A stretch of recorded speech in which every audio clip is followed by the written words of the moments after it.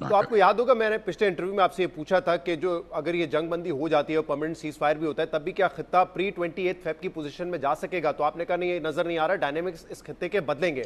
तो अब क्या हम जी ये हाँ। देख रहे हैं कि इस खित्ते में जैसे यूएई ने भी खैर मकदम किया है इस एमओयू का, कतर ने तो ऑब्वियसली बड़ा रोल प्ले किया है, तो क्या हम ये देख रहे हैं कि अब ईरान के साथ मुमकिन तौर पे खित्ते के जो दूसरे ममालिक हैं उनके कुछ ताल्लुकात बेहतर हो सकते हैं, खासतौर पर ईरान अगर अपनी डिप्लोमेसी की पॉलिसी को मजीद आगे बढ़ाता है, और दूसरी जी, तरफ इसराइल और अमेरिका के ताल्लुकात में हमें कुछ तकसीम नजर आ रही है? बहुत मुश्किल है। मैं बहुत मुश्किल क्यों कहता हूं?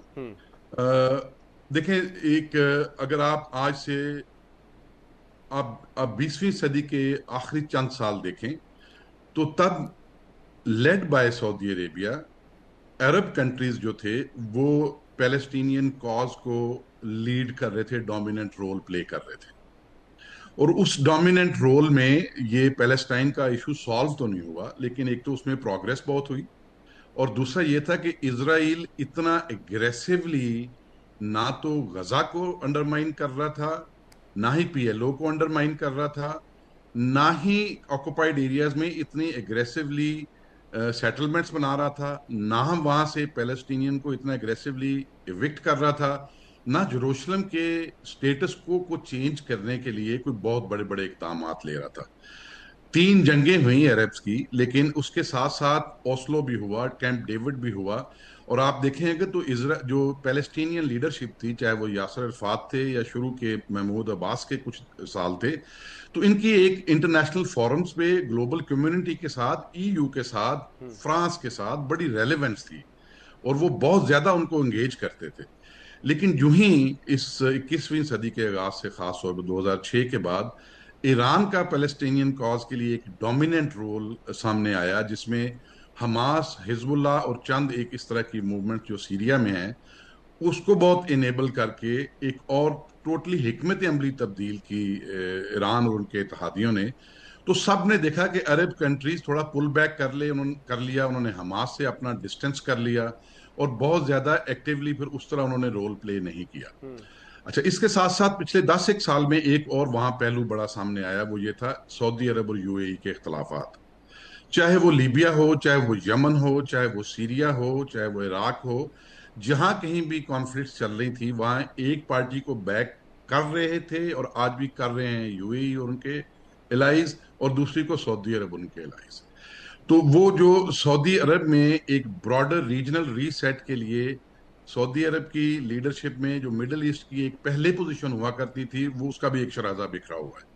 तो मेरे ख्याल में अगर तो मिडिल ईस्टर्न कंट्रीज पहले खुद आपस में एक इत्तेफाक राय पैदा कर पाए और अपने इख्तलाफात दूर कर पाए, और फिर ईरान अपनी फॉरेन पॉलिसी को रिव्यू करके अश्योरेंस उनको दे पाया दूसरे मरहले में, और एक ईरान के साथ उनका रीसेट हुआ, तो फिर तो खित्ते में एक सही। देरपा अमन नजर आएगा। एक इरिटेंट के साथ, वो इरिटेंट कौन सा होगा?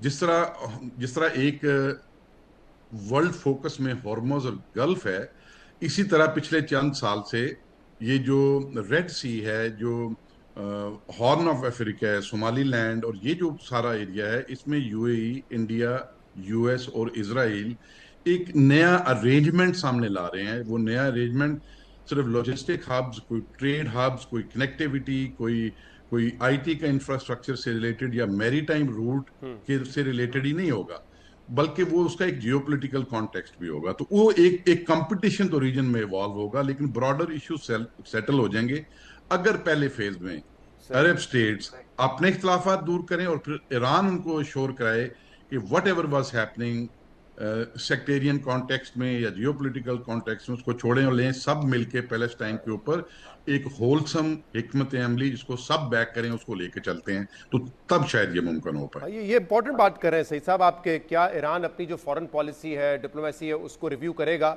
और जो एक्सेस ऑफ रेजिस्टेंस जिसको वो कहते हैं वो पॉलिसी तर्क की जाएगी? क्योंकि कल कालिबाफ साहब का एक ये बयान सामने आया था कि सिफारतकारी अस्करी कार्रवाई से ज्यादा फायदेमंद साबित हुई, और ये 2-3 शख्सियात हैं, मसूद पिज़िश्कियां, बाकर कालिबाफ, अब्बास इराकची, इन्होंने हार्डलाइनर्स की पोजीशन के बरखिलाफ जाके जो है इस मुआहदे पर काम किया और फिर मुआहदा हासिल भी किया है। तो लेट्स सी कि ये उनकी पॉलिसी में कोई तब्दीली आती है या नहीं आती। जरा मुआहदे पर आते हैं, क्योंकि आपने कहा कि इसमें ईरान के लिए भी बहुत कुछ है दिखाने को, अमेरिका के लिए भी है, लेकिन जो तनकीद हो रही है वेस्टर्न मीडिया में अमेरिका पर वो ये है कैसा अमेरिका ने क्या हासिल किया इस मुआहदे में जो अमेरिका इस जंग को शुरू करे बगैर हासिल नहीं कर सकता था? जो न्यूक्लियर की बात है, जो स्टॉक पाइल की बात है, उस पर तो पहले ही मुज़ाकरात हो रहे थे, लेकिन अब आपने स्ट्रेट ऑफ हॉर्मुज़ के हवाले से भी उनको ऊपर एक ईरान को एक उस पर बड़ा कामयाबी हासिल हुई है कि 60 दिन तक तो कोई फी नहीं चार्ज करेंगे, लेकिन इसके बाद सल्तनत ऑफ ओमान से मिलकर वो कोई इस पे एडमिनिस्ट्रेटिव सर्विसेज फी चार्ज कर सकते हैं। फिर उनके जो फ्रोजन एसेट्स थे उनकी बात इतनी ज्यादा नहीं होती थी, लेकिन अब वो भी कह रहे हैं कि डील के अगले मराइल में उसको भी जो है इनफ्रीज किया जा सकता है। तो एग्जैक्टली क्या हासिल किया अमेरिका ने फिर इसमें?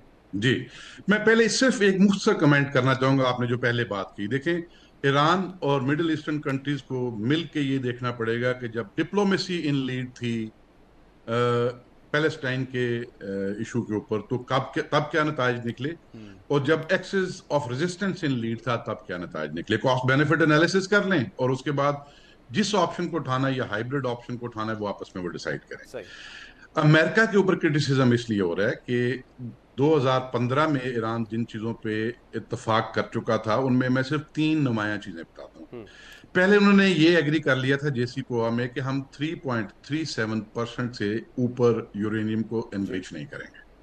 दूसरा, उन्होंने कहा जितनी यूरेनियम एनरिच्ड है उसका 98% IAEA के ओवरसाइट के अंडर हम उसको डिस्पोज ऑफ कर देंगे। श्योर कर दिया, उन्होंने लिख के दे दिया। और तीसरा उन्होंने ये किया कि हमारे जो फर्स्ट जनरेशन सेंट्रीफ्यूज हैं 19,000 उसको हम खत्म करके 5,000 जो पुराने बहुत पुराने सेंट्रीफ्यूज हैं उनके साथ सिर्फ जो सिविलियन प्रोग्राम के लिए हमें चाहिए वो एनरिचमेंट करेंगे। और बाकी हर चाहे वो अरक का हैवी वाटर का प्लांट था या कोम की फैसिलिटी थी, फर्दों की, नतान्स की, वो सब उन्होंने IAEA के साथ करने का एग्री कर लिया। तो ये तो एक उसके करीब भी अरेंजमेंट नहीं है अगर सिर्फ अमेरिका के एंगल से देखें न्यूक्लियर प्रोग्राम के कॉन्टेक्स्ट में। लेकिन उन्होंने ये कहा है कि इसको आगे उन्होंने डिस्कस करना है 60 दिनों में। जी। ये MOU उसका सोल्यूशन नहीं है। अब अमेरिका को क्यों इसकी क्रिटिसिज्म फेस करनी पड़ रही है? इसलिए कि अमेरिका ने शुरू में जो पोजीशंस ले ली और जो टोटल सरेंडर की एक रट लगाई हुई थी अमेरिकन प्रेसिडेंट और उनकी टीम ने, ऐसा तो कुछ भी नहीं हुआ। तो इस वजह से उनको उनको ये क्रिटिसिज्म फेस करना पड़ता है। इसलिए नहीं है कि ये जो क्लॉजेज हैं कोई बहुत ज्यादा एक तरफ टिल 10 क्लॉजेज का ईरान की तरफ और शायद अमेरिका में का इनके का कुछ नहीं है, अमेरिका के लिए कुछ नहीं है इनमें, ऐसा नहीं है।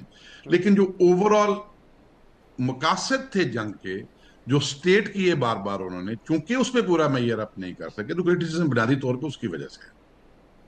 सही। लेकिन आपके ख्याल में ईरान ने एक तो जो जंग में अपना दिफा किया वो किया, लेकिन जो एक हार्ड नेगोशिएटर के तौर पे जितना वो हासिल कर सकते थे, आपके ख्याल में उतना कर लिया है? और उनके पास भी दिखाने को बहुत कुछ है कि उनकी लीडरशिप को निशाना जरूर बनाया गया, लेकिन एक तो दिफा भी किया, पीछे नहीं हटे, और हार्ड नेगोशिएटर के तौर पर उन्होंने काफी कुछ हासिल किया इसमें।